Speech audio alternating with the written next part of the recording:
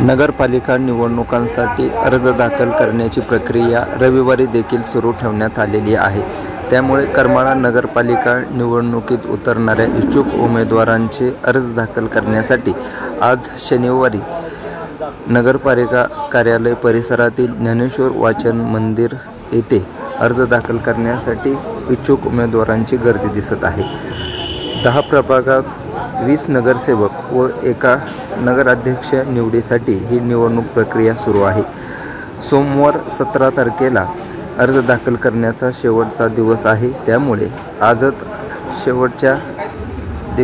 शेवटच्या दिवस सोमवारी असताना देखील रविवारी देखील अर्ज दाखल करण्यासाठी प्रचंड गर्दी होत आहे। प्रत्येक उमेदवार हा अर्ज दाखल करण्यासाठी येत असताना दिसत आहे।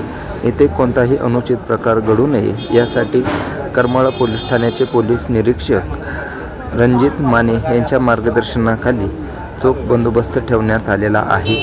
होणारी गर्दी लक्षात घेऊन या परिसरात कार्यालयात सूचक अर्ज दाखल करणारा यांना सोडले जात आहे। या ठिकाणी उमेदवारी अर्ज दाखल करताना सुलभता यावी यासाठी दक्षता घेतली जात आहे।